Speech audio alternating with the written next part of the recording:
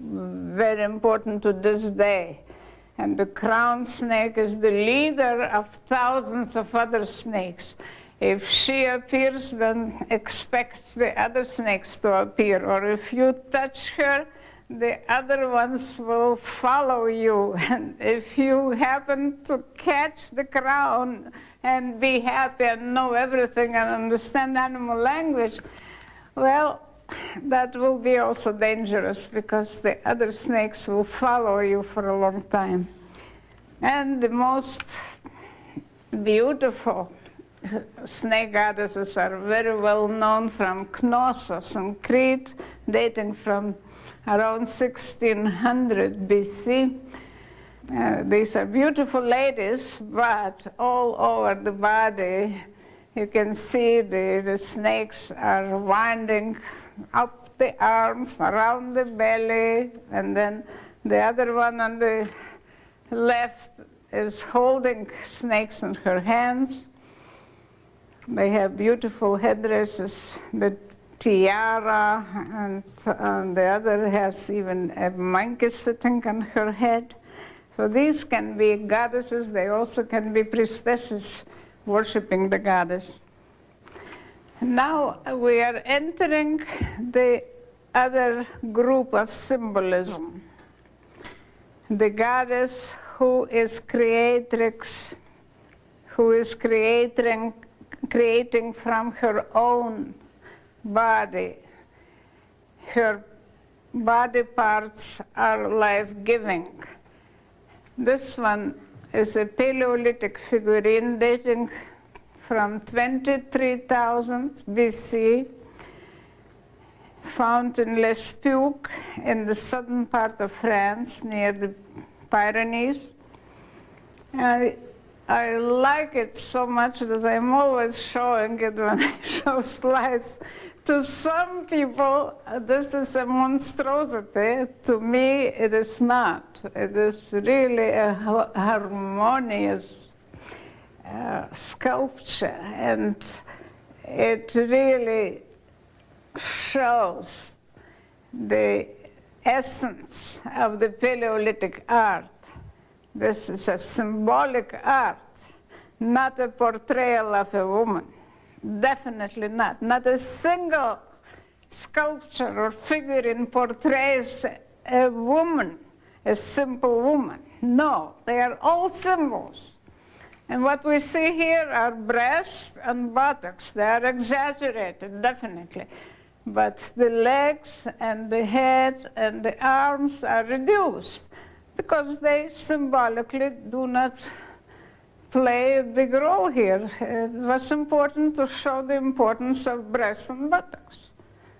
And even I would say breasts and buttocks, both are symbolically interrelated. Both are in pairs, and two is more than one. Two has more strength than one. Well, we are created that way, but also symbolically they impressed our ancestors that this was important, and therefore we have a repetition of this doubleness throughout time. Here is another example from Malta in the Mediterranean, and this is much later. The other was 23,000, this is 3,000 BC. But again, here is the buttock symbolism of importance. And it is found in a temple. And the temple is also of the same shape with buttocks in the plan of the temple. And here I interpret the importance of such figurines for regeneration. The Maltese temples, to me, mostly mean regeneration. Although some temples, as I told you, where bird goddesses were found, this was not connected with this motif.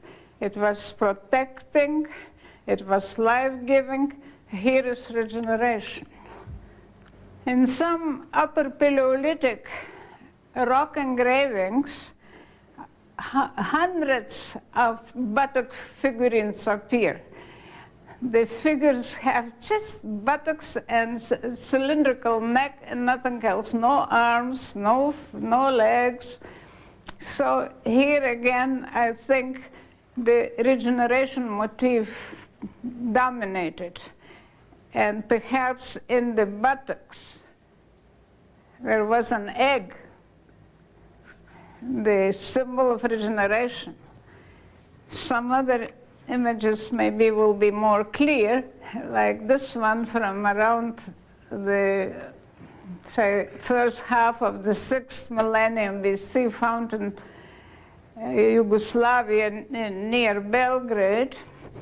This is a seated figurine with the weight in the buttocks and nothing else. No arms, legs are also reduced, and facial features hardly exist. She has some hair, but the buttocks are egg-shaped. And some figurines like this with protruding buttocks, if they are cut in half, they are hollow. And this shape is egg-shaped. So here we have two possibilities. This is the regeneration motif, or another possibility is that this is a cosmic egg connected with the existing myth of the beginning of the world. And these myths still continue in the classical period and still continue up to the modern times. And then most of these buttock figurines are decorated in the Neolithic period with such symbols like spirals or snake coils or four-corner designs, dynamic symbols which probably enhance the life, the regeneration. And more of such are found in the Neolithic, especially in the 6th millennium BC. This one is from Hungary, and it is clearly a bird. So here I see that the buttocks figurines are, in many cases, birds, which carry perhaps a cosmic egg in the buttocks, or just an egg which is a symbol of regeneration. And then if we go to the Bronze Age, say the middle of the 2nd millennium, there are vases from the Aegean islands like Philokopi or Thera, and they show vultures or in general birds of prey with an egg inside. The left one has a red egg, and there are many, many more. Or some vases are, of course, decorated with beautiful flowers, which are, or sprouts, which also mean regeneration. But it is interesting here to mention that the red egg is associated with the bird of prey, not with a water bird in this case. And why? Because we shall see later that the goddess of regeneration is the vulture. She is associated with death. She is killer. She is attacking human beings after death. But she is also concerned with regeneration. Then another example here is from Phaistos in the southern part of Crete, a vase which is decorated with an egg and spirals, and the vase itself is egg-shaped, and the upper part is clearly the head of a bird. And then within the bird, within the egg, there are spirals. I call such a symbol a column of life. The beginning, something is beginning or becoming. Now from the buttocks we move to the pubic triangle or to vulva. And these are the earliest symbols so far known. Vulvas and triangles are very early symbols. Some art historians decided that, well, of course, men have created a symbolism because they were the first to touch vulvas, and they had to show it. But I don't think this is the right interpretation, because our ancestors were more philosophical, and if you studied all the vulvas in existence in the Paleolithic and later, you will notice that they are always associated with sprouts, with seeds, with branches. So this is the beginning of life. This is sprouting, growing. It's not pornography. Then some of the very early figurines, this is again 23 to 21,000 BC from southern France, from Montpensier. It's a monstrous figurine. Well, some scholars describe such figurines as monstrosities because the vulva is supernatural, it's swollen. Buttocks are also not natural. Belly is also too large. So what is it? And this is a very tiny figurine, very small one. And there are many of them like this. So what is it? I think the important is the life-giving, the birth-giving. Probably the birth-giving is emphasized. And the same thing, the swollen vulva in association with the buttocks on the other side continues for, say, 15 to 20,000 years. I just will show another example, which is from 3,500 BC. And this is from Hungary. And we see the same thing, a swollen vulva on one side, the buttocks on the other. This is a handle of a vase.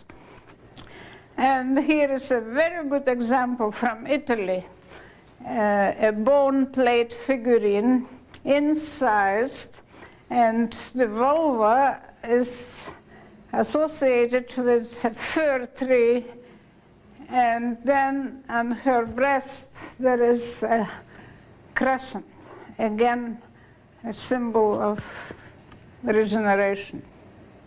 Then there are many figurines which I call birth-giving, and they are associated with the goddess who is the life-bringer, birth-giving.